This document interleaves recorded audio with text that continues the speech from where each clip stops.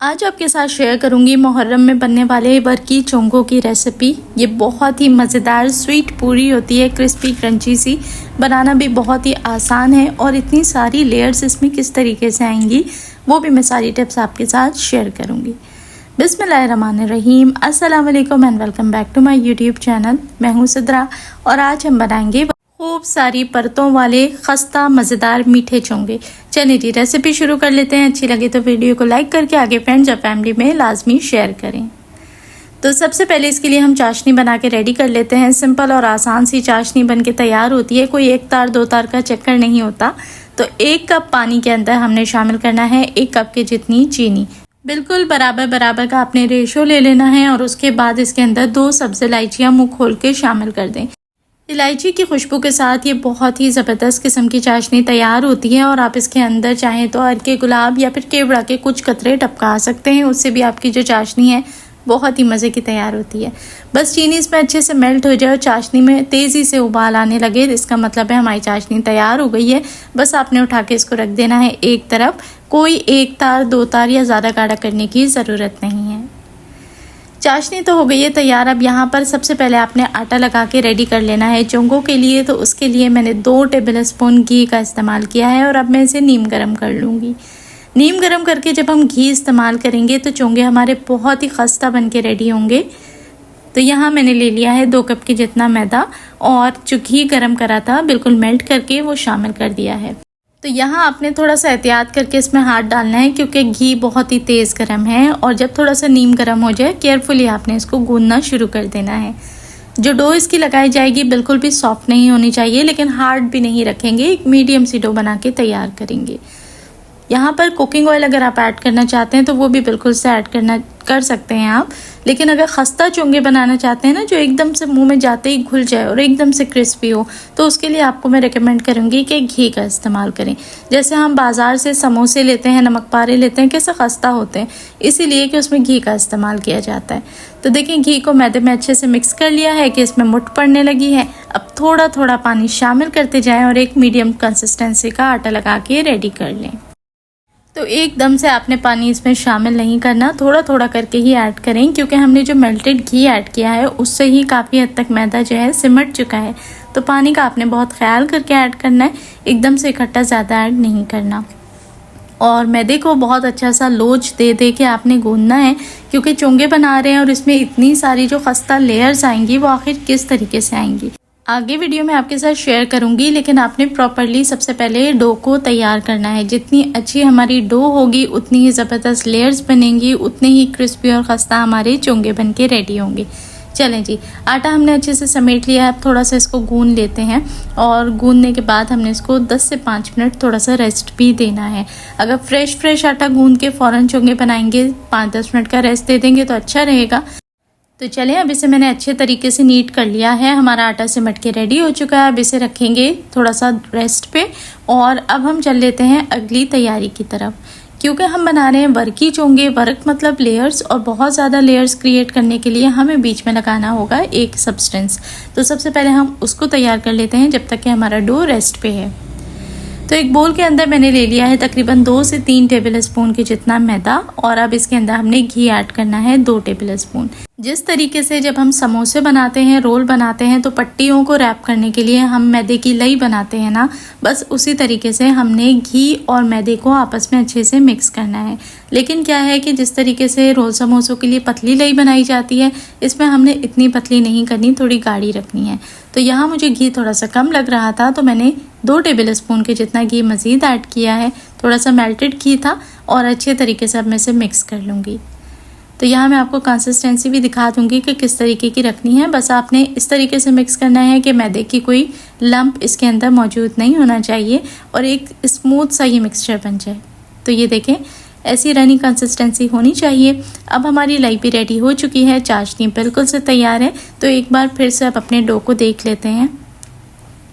5-7 minute के rest के बाद एक बार अच्छे से इसको गूंद लेंगे और अब हमने चोंगों की तरफ आगे बढ़ना है।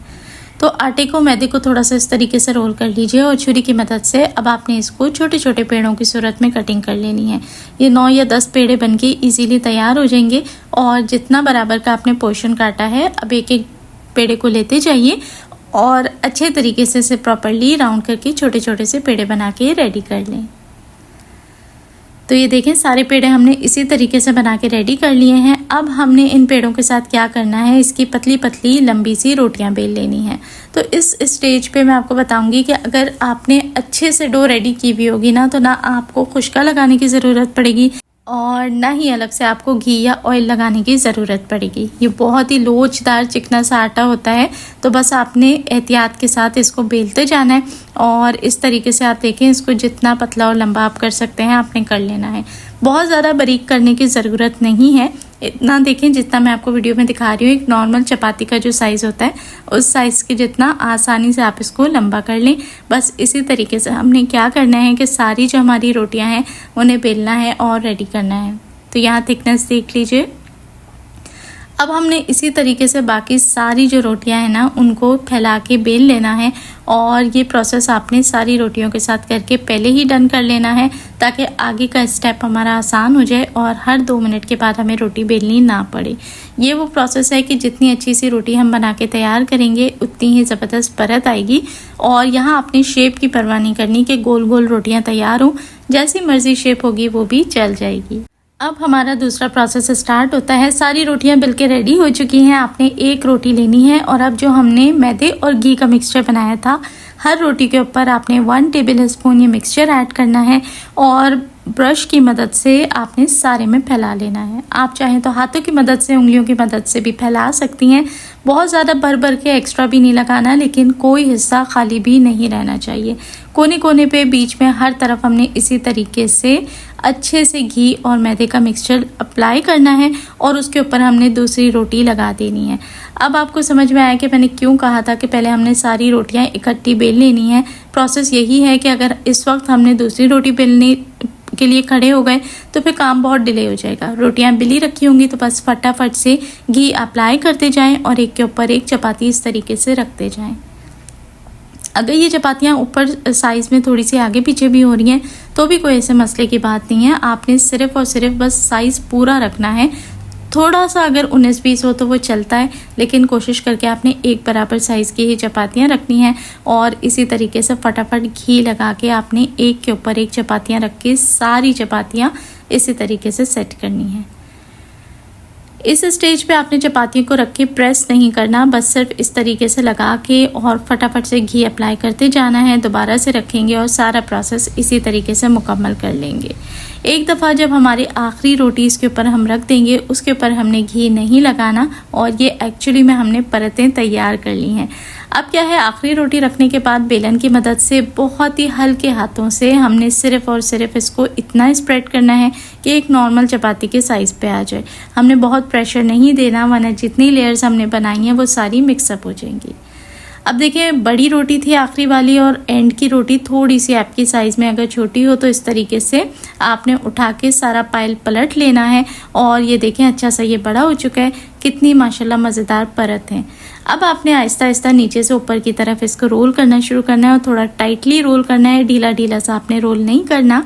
और ये देखें एक बड़ा सा आपने जंबो रोल बना के रेडी कर लेना है। तो जैसे ही हमारा रोल रेडी हो जाए अब आपने छुरी की मदद से इस तरीके से इसकी उसी तरीके से कटिंग करनी है जैसे हमने पेड़ों के टाइम में की थी। छोटे छोटे पेड़े बनाने हैं, अगर आप बड़े चोंगे बनाना चाहती हैं तो आप ज़्यादा बड़ा भी बना सकती हैं, लेकिन नॉर्मल साइज़ के लिए आपने जैसी थिकनेस दिखाई जा रही है उसी थिकनेस के ऊपर पेड़े बना के रेडी करने हैं। तो ये देखें माशाल्लाह कितनी सारी लेयर्स इसमें आ चुकी हैं। तो इसी तरीके से 1 बाय 1 सारे आपने कटिंग कर लेनी है और जो शेप थोड़ी सी आगे पीछे हो हाथों से उसे सर्कुलर करते जाएं आप। तो ये देखें हमारे सारे चोंगे बन के रेडी हैं। अब क्या करना है, कुछ नहीं करना, बस जितनी मेहनत थी सब हो चुकी है। अब हमारा काम हो गया है आसान। अब हमने सिर्फ और सिर्फ इनको फ्राई करना है। तो फ्राई करने के लिए अब हम क्या करेंगे कि हमने एक एक पेड़ा लेते जाना है और इसको हाथों की मदद से ही अगर आप चाहें तो फैला लें। इस स्टेज पे भी कोई खुश्का या फिर घी ऑयल लगाने की ज़रूरत नहीं। अगर हाथों से नहीं करना चाहते तो बहुत ही हल्के हाथों से आपने बेलन से इसे हल्का हल्का सा फैला लेना है। बहुत ज़्यादा प्रेशर देने की ज़रूरत नहीं, वरना सारी जो लेयर्स हैं वो सब मिक्स हो जाएंगी और वर्क जिसे हम वर्की चोंगे कह रहे हैं फिर वो आ नहीं पाएंगे। तो देखें, एक कचौरी से थोड़े बड़े साइज़ का ये बन के तैयार हुआ है और थिकनेस भी आप लोग देख लें। अब चलते हैं इसको फ्राई करने की तरफ। फ्राई करने के लिए ऑयल बिल्कुल लो मीडियम हीट पे होना चाहिए। तेज़ गरम तेल के अंदर कतन आपने इसको फ्राई नहीं करना। अगर आप चाहते हैं कि आपके चोंगे खस्ता खस्ता क्रिस्पी और मज़ेदार से बन के तैयार हों और अंदर से एक एक परत बिल्कुल परफेक्टली गल चुकी हो, कच्ची ना रही हो, क्रिस्पी हो जाए, पक जाए, तो आपने बिल्कुल लो फ्लेम के ऊपर इसको थ्रू आउट फ्राई करना है। एक तरफ से जब ये थोड़े स्टेबल हो जाएं तो आप पलट दें और जब तक कि ये अच्छे खस्ता क्रिस्पी ना हो जाए और ऐसा सुनहरा रंग ना आ जाए, आपने इसको अलट पलट के तब तक ही फ्राई करना है। तो देखें कितनी ज़बरदस्त लेयर्स आई हैं और हमारे मज़ेदार से चोंगे रेडी हैं। अब मैंने चाशनी को हल्का सा गुनगुना यानी कि नीम गर्म कर लिया था और जब हमारे सारे चोंगे फ्राई हो जाएं तो हमने 1 बाय 1 इसी तरीके से उसे चाशनी में डिप करना है। तो चाशनी में आपने इसे आधे से 1 मिनट ही रखना है, बहुत ज़्यादा लंबा नहीं रखना। और फिर एक्स्ट्रा चाशनी जो है वो झटक लें, निचोड़ लें और उसके बाद निकाल लें। अब आपने चाशनी के ऊपर फटाफट से ऐड करना है खसखस और थोड़ा सा पिसा हुआ खोपरा। साथ में अगर आप जो भी मनपसंद ड्राई फ्रूट, बादाम, पिस्ता ऐड करना चाहते हैं वो ऐड करें और इसको खुले बर्तन में 5-10 मिनट के लिए रख दें ताकि ये खस्ता हो जाएं, क्रिस्पी हो जाएं। तो हमारे मज़ेदार सी वर्की चोंगे यानी कि मुहर्रम की मज़ेदार मीठी पूरियाँ बनके बिल्कुल रेडी हैं। बहुत ही खस्ता, शानदार और ढेरों परत वाली हमारी जो चोंगे हैं वो तैयार हुए हैं। ये बिल्कुल कड़क नहीं होते बल्कि बहुत ही खस्ता होते हैं, एकदम मुँह में जाते ही घुल जाते हैं। तो ये चेक करें, है ना मज़ेदार सी रेसिपी। ज़रूर ट्राई करें। अच्छी लगी हो तो वीडियो को लाइक करके फ्रेंड्स और फैमिली में लाजमी शेयर करें। देखने वाले सभी लोगों का बेहद शुक्रिया।